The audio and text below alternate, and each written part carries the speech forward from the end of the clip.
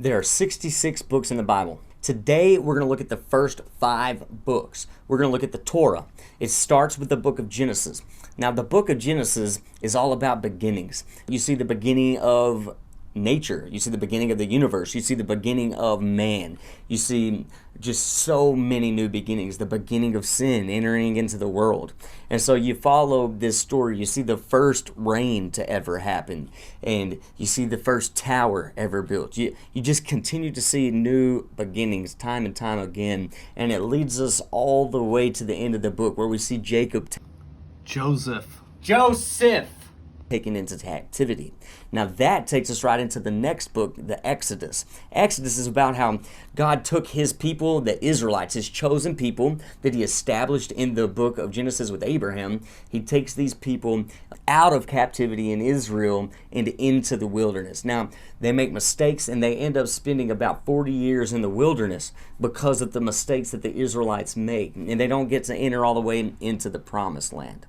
Now, also accompanied with this, we have Leviticus. And Leviticus is a book that explains to us the law. It's what God expects out of his people. And he gives us these different ways that we should interact with one another as well as interact with him. And then from Leviticus, you also get Numbers. And this accounts for all the stories and the details that happen while the Israelites are in the wilderness. So you have the expectations of the Israelites. You have the way that they're acting. You have all of these cyclical patterns of sin and God intervening. And then you get the book of Deuteronomy. And this is all about how God interacts with his people. It's about life. It's about love. It's about the heart.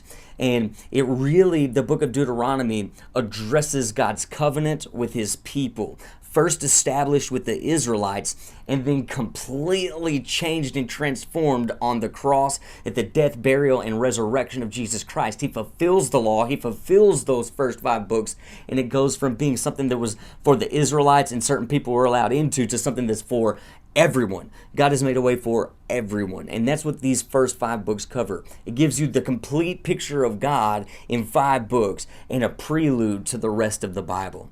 Don't spread crap, spread the gospel. If you want more stuff like this, hit that like button and subscribe because there's more videos coming. Peace.